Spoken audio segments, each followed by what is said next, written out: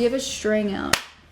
Thank you. Basically, we're a go. Okay, great. Kind of. You want a poor man try? You can get up and do a dual dance routine. Oh, I love that. You will have to before you leave. Oh, for sure. Because that's your payment. Oh, yeah. You know, yeah, you're paying to be on I'm paying you to be on this. I need, dude, I need some fucking promotion. Do you need exposure? I do. Well, you know, there's a guy down the street that apparently can help you. Really? I mean... He's an exposer. Okay. Well, some people... A willy watcher? You know, I prefer to call him an exposer. Yeah, exhibitionist. An exhibitionist. Yeah. Other people have called it that. Do you have to say, please don't expose yourself to me, sir? Well, I'm artistic, so I never say that. Okay. What do you say? Can I paint you? Introduce yourself. Sure. You know, if I was a good host, I would do that for you. Do I need to look at the camera? It don't matter. Hello. Hi, what's My up? name is Kristen Bear. Ugh. I am an actor.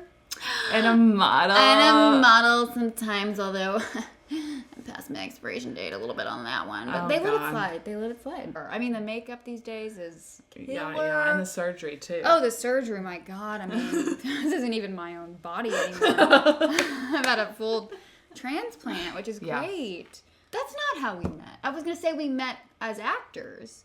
But we actually, more importantly met because of us both being sober. Kristen has a brilliant podcast where she interviews different people who are in the creative space. Let's just throw that umbrella over it. Yeah, and say generally, in the creative space that have found their way to sobriety, whether that be casually or like me, who is fucking hardcore. Yeah, I like to open the conversation around being sober. Yeah. Because, like, there are a lot of people who would benefit from being sober, who maybe hold back from exploring that or talking about it for fear of being labeled a certain way. Or people assuming that they are drinking under a bridge at 5 in the morning. You know, like there's so much stigma around the word sober, and like when you say I don't drink, there's like a couple things people do.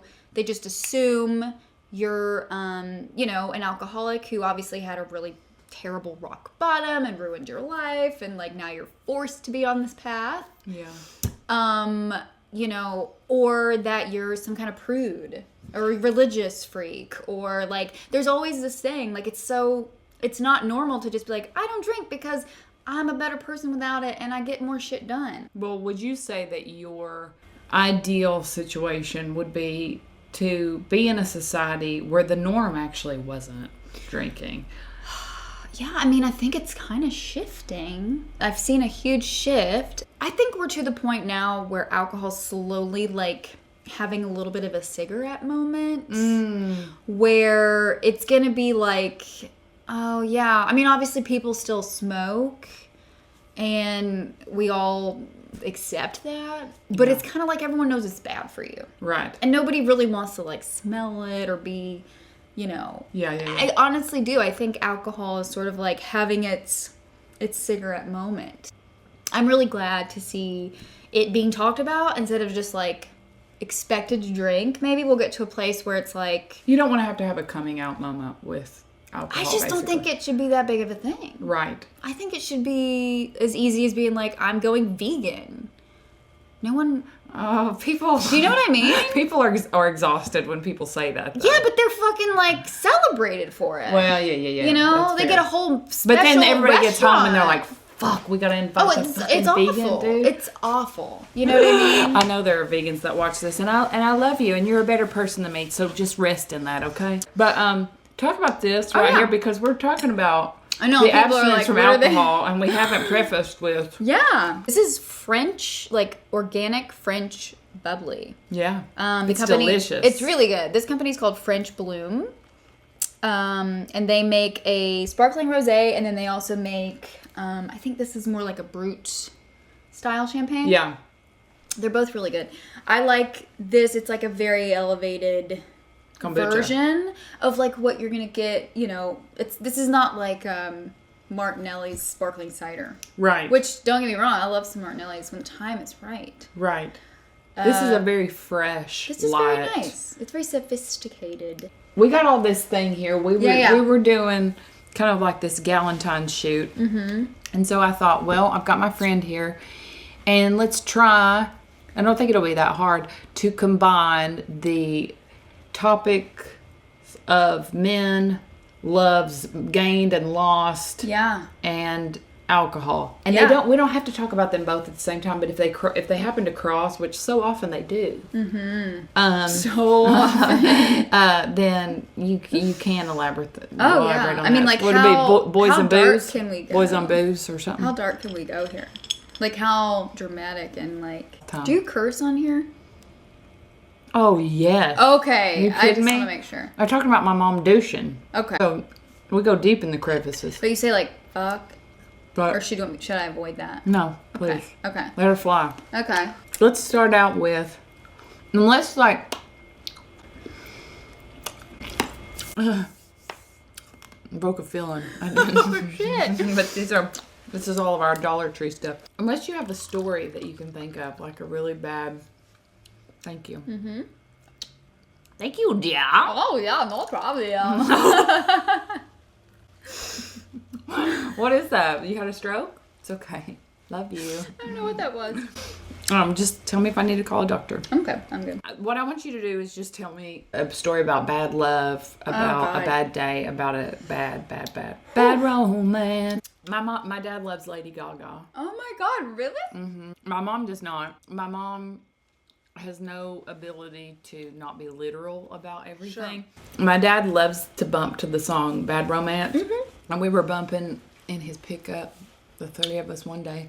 And she goes, I don't like this song. He said, why? I do. And she goes, I want your disease. That is so disgusting. Yeah, well, she's not wrong. But my dad said, well, maybe, It's metaphorical.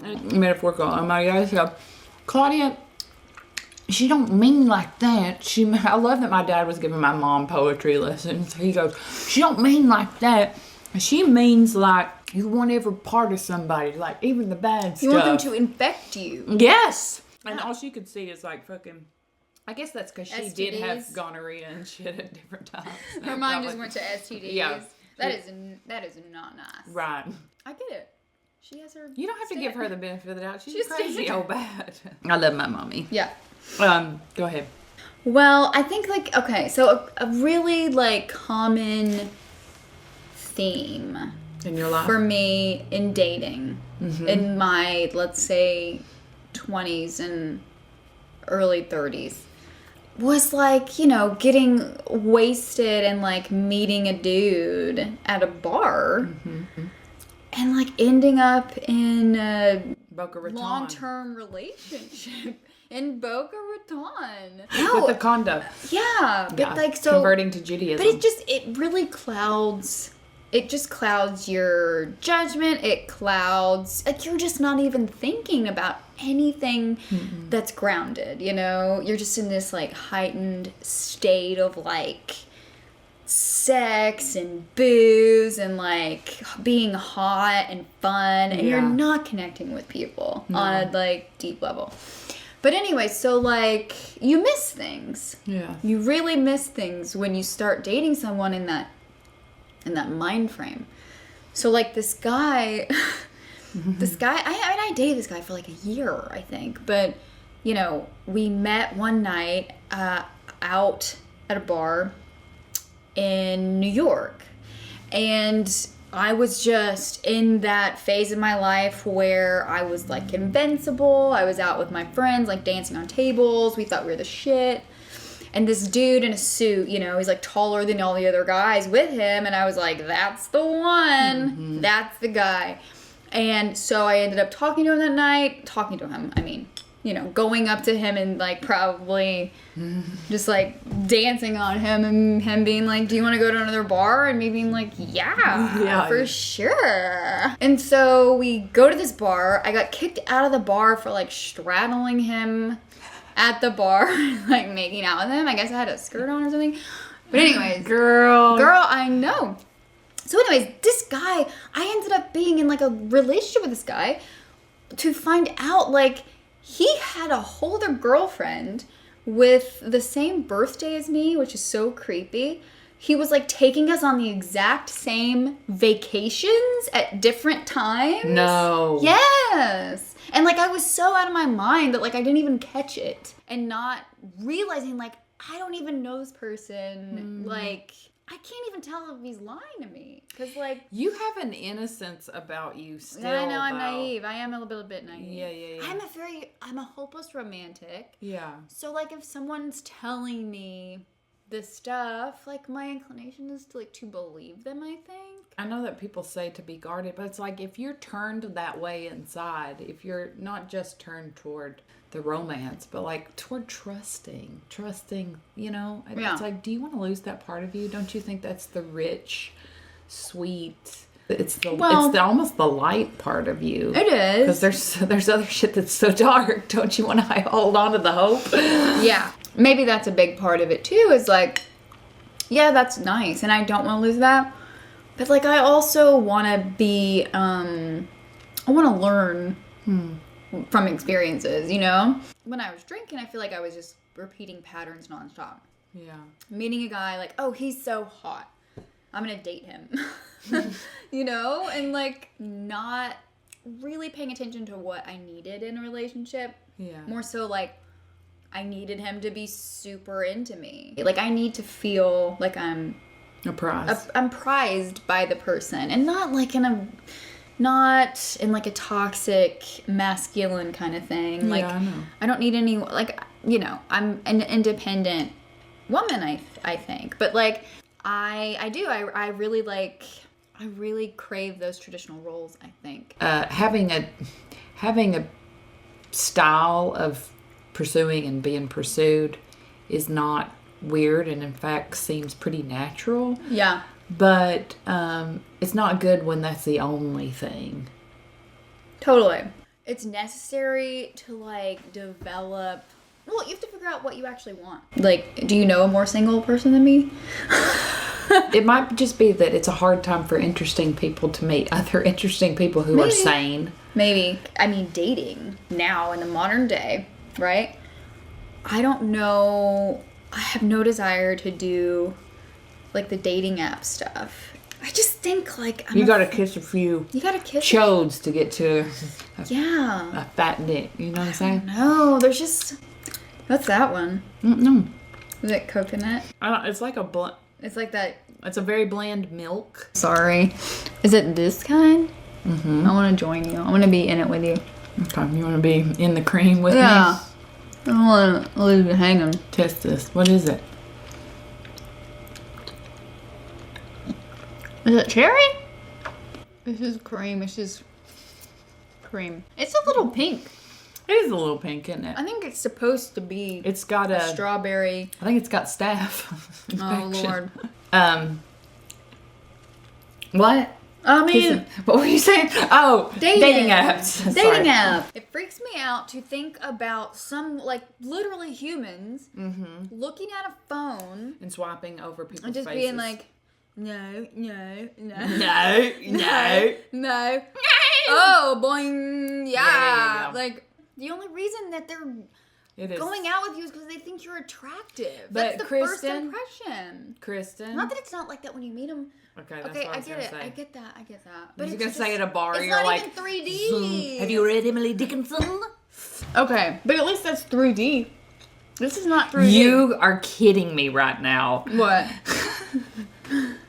The fact that you can't see them cast a shadow on the wall is what's keeping you from finding your soulmate online. Look, the shape of a head, you can't get all that from their highlight reel. Right, because like they could look like Brad Pitt from the front and they turn to the side, it's Quasimodo. They fucking lie their asses off. I dated a kind of short guy recently. You're tall and you don't want to date a guy. Well, as long as they're, you know. Right, you won't be, you know. I don't want super short, kissing. but also it's the energy. It's that BDE. Hey, you don't want to be picking up Zacchaeus. I don't. Kissing him and putting him up in the tree. Be like, go look, watch for Jesus for me. Yeah. Love you. I mean, I don't know about you, but I like to feel dominated. I'm going to just say it out loud. That's the way I am. I like to feel like a man can. Right. And is eager to beat the shit out of you if you wanted to. Fuck me up. And it's just his spiritual restraint. No. Like, I need to know he can at least defend my honor. Oh, yes. Or, like, fight off a bad dude or two. Have you been on a date with a guy that's not sober? Yes. Okay. Yeah. How did that go? Fine. Like... Did he know that you were sober? Yeah. Okay. Yeah, I told him before we ever even met up. Mm-hmm. Because he was, like, trying to set up the date. And he was like, yeah, you know, we could just grab drinks. You know, because that's what everyone says. Mm-hmm. Right? It's like ingrained in every bit of our culture. And so he said that. And I said, yeah, definitely down to get a drink. Just someplace that has options. Because I'm not drinking right now. Because at the time I think I was about 4 or 5 months sober. Mm-hmm. It was the first time I went, like, on a date. Yeah. And so I wasn't, you know, I was still, like, a little skittish, but I was feeling good. I was just, like, wasn't sure how to talk about it yet with people exactly. Yeah. So I think I said something like, yeah, I'm not drinking right now. Maybe I said right now, or maybe I just said, like, I'm not really drinking anymore, or something like that. Yeah. So as long as I can get, like, something to drink besides water, maybe a mocktail. Yeah. But I'm down for whatever. And he was like, oh, yeah, that's cool. And then I think he said something like, oh, yeah, I don't really drink that much. You know, it's like he felt the need to say that. Oh, which was fine. I was just like, okay, yeah. But yeah, I went on a few dates with that guy. And it was fine. Certainly, the reason it didn't work out was not because he drank. I think he had a beer or two. I prefer to date someone who's not sober, but, like, is super normal. Yes. Like, doesn't think about alcohol. Yeah. Who, like, will have a couple beers here and there, but, like, doesn't get drunk. Doesn't, like, going out with his boys and taking shots and stuff like that. I could never be around that. Because I just think it's boring as fuck. It would just make me feel anxious about their sobriety. Yeah, like, I need to worry about myself. Yeah. I mean, I still have fear of relapse. Yeah. Like, and it's not super often that I have these. When I first got sober, I had them probably every other night. Mm-hmm. But I have, like, relapse dreams. They're the scariest things in the world to me. So, but yeah, the point of that is, like, I could date someone who's also sober, but they'd have to be pretty grounded in it. Addicts have a way of finding each other, but it's like this psychologist that I used to listen to would always say, what you want for long term is you want butterflies, not lightning bolts. He said because the lightning bolts are usually the really unhealthy part of you, that addictive, let's just call it the addictive part of you. Yeah. That finds the addictive part of that other person. And that rings pretty true, I think. Like, all the addicts that I know that have found each other, they did have incredible chemistry right off the bat. But, like, if you had to get them to, like, write out on paper the morality, like the long-standing love that they could feel for that person, they can't really put it into words. I need, like, emotional, like, depth with a person. I crave that. And I think, like, me being sober is just taking that to a whole new level. Yeah. Like, I was already just diving and swimming through emotions my whole life and feeling very misunderstood. Yeah. And now that I'm sober, I just spend a lot of time in that place, in my mind, thinking and feeling, and I like to talk about it. Yeah. You know what I mean? And so for me, like, I need a person who, A, has the capacity for that, like emotional conversations and deep diving in those kind of, that world. But yeah, someone who values a life of depth. Thanks, Bright. Are we dancing? Yeah.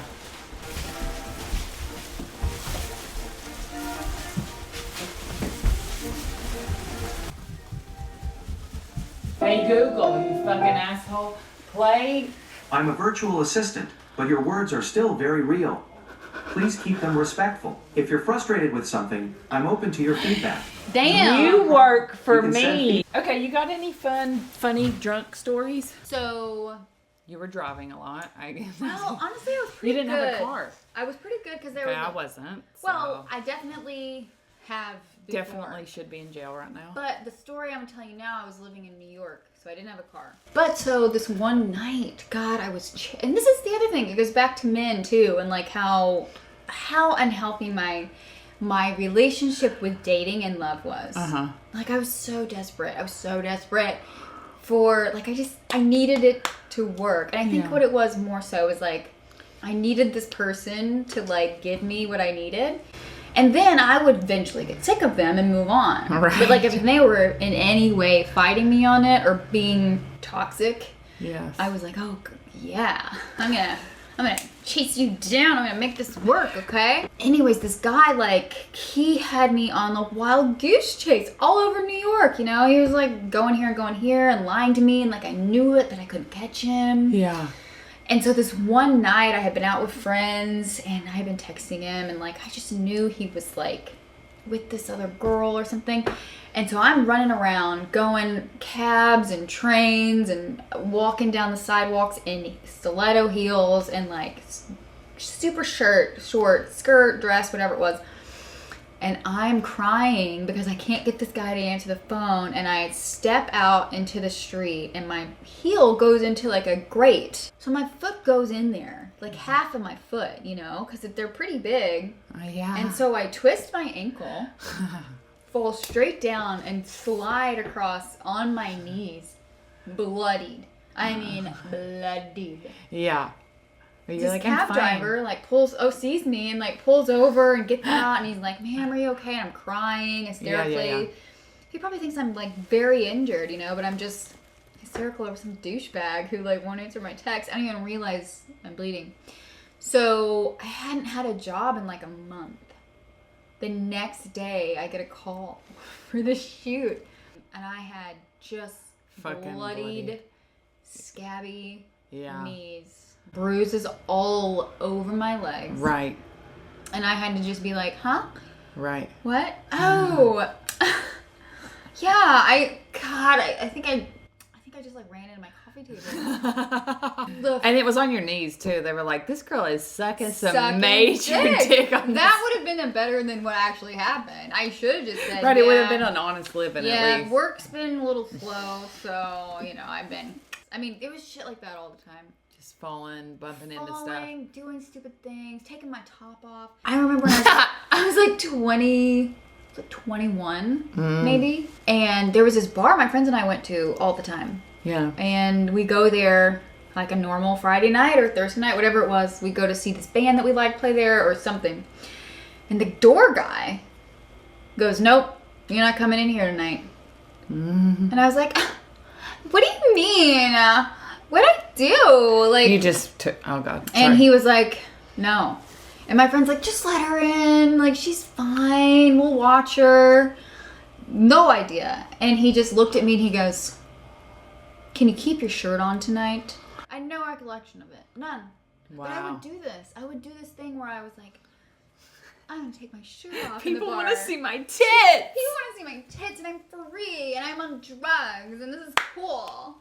And I would do it, and then I would just want to shock people. I remember taking my shirt off once, sitting at a bar. I was really high on cocaine. And this guy next to me, I just remember being like, you don't think I'll take my shirt off, do you? Oh, I dare you. Yeah. And then I was like, I somehow turned it into like, oh, you're fucking daring me, aren't you? You don't think I'll do it. You don't think I'll do it. And next thing you know, boom. Titties are out. I would say titties are on the bar, but they definitely didn't reach that bar. Right. So probably not a lot of people noticed because it just looked like a teenage boy. You know what I mean? And I remember the bartender just being like, hey, can you put your shirt on?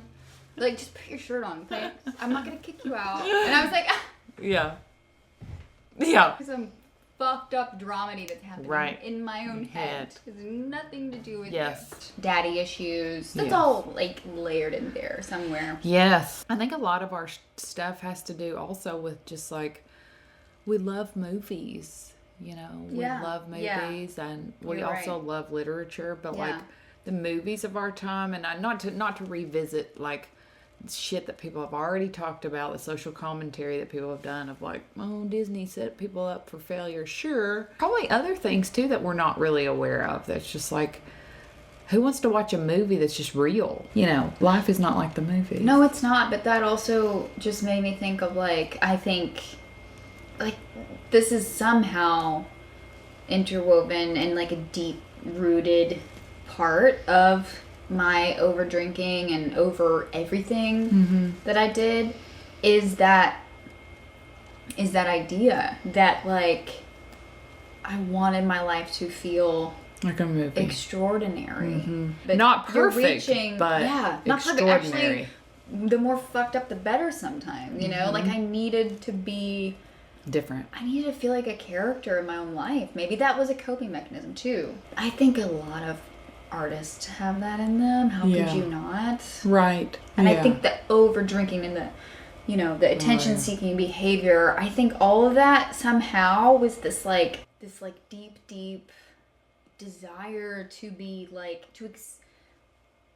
I don't know how to actually articulate it, but I think you know what I'm saying. I do know what you're saying, and there was like a part of me that wanted to like explode. I mean, I ended up imploding mostly, but I think I just was like, I'm gonna fucking, you know, spray the night with my specific brand of stardust. Yeah. And like, if I'm going down, I want it to look tragic. When I had my relapse and I was at Mom and Dad's house and there wasn't no more alcohol left, I had drank her cooking sherry. And then I drank, and then what's even more ridiculous is I told her I was dropping some of her shit off at Goodwill, but I went up to the Walmart and bought a whole bunch more fucking cooking cherry. And then I stopped at the liquor store. Now, God knows what was in my head, but I was like... Maybe you're really feeling the cooking cherry. You were like, this shit is good. Well, I know it made me throw up. But like, I think I was trying to replace what she had so she couldn't be able to tell. Yeah. Now I remember. I proceeded to like get fucked up for the next 2 days there, and they were like, something's off about her. I'd be like, fell down the steps. I love them, but they were such innocent dumbasses. Long story short, puking up cooking cherry. My dad found like, it wasn't buried out in the yard, but I had it like in one of their pots. My poor dad was like, he brought it in. He was like, just tell me. Like, I'm not even mad at you. Just please tell me if there's any more alcohol hidden around this house. Right. But there's humor in all. But the Long John Silver's Crunchies, the funniest part of that was the fact that I was blasting Amy Grant. And I was in somebody else's driveway. Oh, baby, baby. It wasn't even. It was like, El Shaddai. And I was getting like real religious there for a minute. You had a spiritual moment. Oh my God. I would get drunk and like play Dolly Parton, He's Alive. I mean, that's a fucking banger. It is such a banger. I did the same. What is that? I did. And I mean, I'm a really spiritual person, and I still am. But there was something that would just get flowing in me, and I would be having these conversations with people. Yeah. And I would just be like going, you know, like those conversations where you think you sound so philosophical and so nobody has been this spiritual, wise and introspective, and like you're really laying somebody out the fucking secret of life here. Yeah. I can't tell you how many times I did that. Yeah. And I had flashes the next morning. And you know that feeling where you're just like... Yeah, you can feel it in your puss. You're like, God. Oh, my God. It makes you do Did I really say that? Oh, no. It'll give you Kegels. Woo. You know what I mean? Woo. Then you get chills. But about the lying to your mom thing, this is kind of a funny story. Okay. So when I was in high school, I started smoking weed when I was like 16, 17. Yeah. We skipped school and got high and like went to a movie or something. Yeah. Which I didn't really do stuff like that either. I was a really good kid. I was like student council and like I was like a good kid, you know? But anyway, so I got in trouble. Like they called my mom and they were like, hey, Kristen wasn't at school. So I was caught. And so she confronts me when I get home and I have to make a choice. She's like, where were you? I know you weren't at school. And so my fucked up brain decided it was better to tell her I have an eating disorder and it's getting really bad and I skipped school to throw up.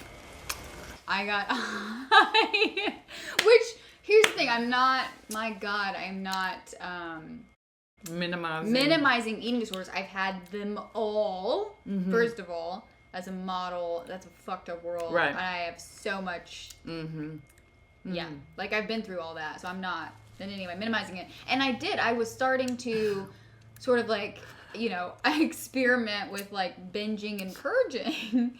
But it was not as serious as I laid it out for her. Right. And so I was like, and I started crying, and I was a whole waterworks and everything. So next thing you know, I'm having to go to this like nutritionist, psychologist, like twice a week. This is so funny. I lied to people about having an eating disorder for attention. Yours at least was to get out of. I was to get out of, then I ended up having to go to the psychologist and a nutritionist for like 3 months, and I had to like go have a conversation with my dad who lived in a different state. And, like, so sit how in his many car. Stories are you having to make up all the time? I mean, it was just constant, and her sitting there like, so what scares you about rice? And I'm like, oh God, I like rice. I'm fine with it. And my mom, bless her heart, she paid so much money for this. I know. But yeah, I had to sit in the like Kmart parking lot with my dad, who I never saw. Right. Because I went to visit him that summer. My mom was like, you better tell him about the eating disorder. And I'm like, oh God. And so then we're like in the parking lot of a store, and he has zero communication skills, and he just looks at me, he's like, is there something you want to talk to me about? And I was like, oh yeah, sometimes I puke when I eat. Well, you ought not do that. Okay. Okay, I know, thanks. I'm sorry. That's literally how it went. God, that conversation probably gave me more of an eating disorder than anything. You want to go get a hot dog? Okay. And keep it down. Now, you don't go to the bathroom, okay? But I think they're all sort of, I mean, I was the same way. A lot of white lies in relationships too. It's like not feeling enough as you are, as the truth of you. Also, just constantly feeling the need to cover up feelings and things. Yes. So it's like natural way to do that is change the story. I think it becomes this like, it's not even you lying to other people as much as it's lying to yourself a lot. Yes. I had so much emotional flooding. I realized how sensitive of a person I am. Mm-hmm. Like being in the middle of a conversation with somebody, and like I'm kind of embarrassed when I cry in front of people, but I do it so much more often now. It's almost like I didn't have access to those things. It was almost like it really was rewiring my personality. Yeah. Like my threshold was higher for pain or something. I don't know. I feel like when I first got sober, I would get these waves of like, I would just start crying, tears of joy. Like I would be driving with my windows down, listening to a song, and the sun would shine through, and it would hit me, and I would just be overcome, laughing to myself and crying. God, this is fucking awesome. Life is so cool. Yes. Like crazy stuff like that. Yeah. Literally, that was my, they talk about the pink cloud in sobriety. It's like supposedly like 3 to 6 months in, you're like, you hit this like euphoric state. And that definitely happened for me. But I mean, I still catch glimpses of that. Tell me about the first guy that broke your heart. Oh, man. Or did you break his heart? Were you a heartbreaker? Well, be honest. Were you a heartbreaker? Yeah. I've definitely been heartbroken. I think I've been mostly ending relationships. Yeah. But this doesn't mean I just wasn't breaking my own heart at some points doing that. Yes. Was Steven in 6th grade? I thought my boyfriend was Steven. Was it the same guy? What a whore. No. That's hey, sexy. Steven. But still, Steven at sea. Yeah. But anyway, we went out for a day. I broke his heart. One day? Yeah. This was 6th grade, though. That was a long time. A day in 6th grade is like 2 weeks. I still have the note from him. I asked him out. That was the fucked up part about it. He was too eager. He came to my 4-H talent show and saw me play Fran Drescher. Like I had wrote a skit, How old because were you? I was a prodigy, I guess. Yeah. 11. That's amazing. Yeah, but I wrote a skit where I was Fran Drescher and my friend was Judge Judy. Okay. And I don't remember the plot, but I mean it lives in infamy in the hollowed hills of Tennessee. He came to that show, and just the eyes, the desperation in his eyes was really hard for me. So I went home and I immediately called my friend April. And she was like, I think you should dump him. Somebody sent word to Steven. And he wrote a big long paper. Oh, and God, I remember the opening words were, what was it? Even though my heart is broken, I hope we can still be friends because you were the best girlfriend I've ever had. Oh. Well, at least you gave me that. Yeah. And I didn't deserve it. Give me some, what's your favorite? Hey, what the fuck am I talking about? Let me finish. Your favorite romantic movie? Oh, I have a lot, but I will say one that just always has a really special place is The Princess Bride. It's so precious. And I think it has a lot to do with it being a child and watching it, and then watching it most of my life, It's just a very constant one. It's always the As You Wish was I remember watching that and being like, that's love. That is what I want. And I want him to go through the depths of hell to come back and get me. That whole thing of they could never be separated. They were destined to be together. That he fought back from, pirates on the ocean and climbed the mountain and went through the fucking pit of despair or whatever. To get her and be with her. And I just was mesmerized by Robin Wright in that movie. Yes. Just stunning. But yeah, so that's one. I mean, I'm just a huge Nora Ephron fan too. Yes. So that really came about in the 90s for me, watching Sleepless in Seattle and You've Got Mail. The Quirkies. All those 90s rom-coms really did me in, man. Yeah. You know what? Probably my favorite romantic movie was As Good as It Gets. Oh, I love that movie. And I am so touched by that movie. I never get tired of that movie. Yeah, that's one I would watch probably anytime. Anytime. It's that way with You've Got Mail because the script is so solid. Every person in it is so solid. Yeah. The aesthetic, everything about it. And you even get a Joni reference. Yes. Yeah. Yeah. Yeah. So. Yeah. I love As Good as It Gets. I love that movie. Are you a Jane Austen fan? I don't know if we've ever really talked about it. Yeah, that was my first foray into really reading as a young kid person. Because in school, when you would get assigned the books to read over summer, I didn't it was I remember having to read For Mice and Men and a couple other books that at the time just didn't. I just couldn't get it. It was gross to me, or it was too boyish or something. And then the first time when I had to read Pride and Prejudice, I remember something clicked in me, and I was like, oh fuck yeah, I can get into this shit. Yeah, because it's smart, but it's also romantic. It's a slow burn. But it's also it's fucking Jane Austen, man. It's Jane Austen, and there was something magical about that. Yeah. Okay, tell me, what's your favorite look at me. I look like I fucking took my muscle relaxer. I just tell me more. What's your favorite romantic novel? And you might not read a ton of romance. It would probably be something classic. What would be my favorite though?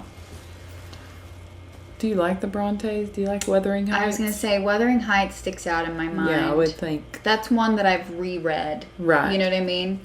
I would go to and reread. I don't know. There was all these so what I did get into when I was I don't even know if I would have been a teenager. It was probably more 8, 9, 10, 11. You had the book fair at school. It was amazing. I love the book fair. Oh, yeah. I just couldn't wait to come home with, whatever. Fucking NSYNC poster. Yeah, NSYNC posters, eraser heads and stuff. Yeah. But I remember buying what to me at the time seemed like a sex novel. Mm. But it was like, the sex part of it was like, she changed her clothes. Yeah. You know what I mean? Like, but it was this like very cheesy, romantic story about a girl who was like on a ship in the ocean. Maybe she was captured and then rescued. Like, it was confessions of something. That's all I can remember. You gotta go find that. I gotta find that. So that's like it's part of your story, man. Yeah, it really is. And I kept that book by my bed for, it seemed like forever. And I loved it. And I would read it and read it and read it and read it and read it again and read it again and read it again. And that was like, I don't know. That was like my first romance novel. Yeah. Do you know what I mean? Yes. Yeah. I don't know. Okay. Let's think. One last. I mean, it's a real classic.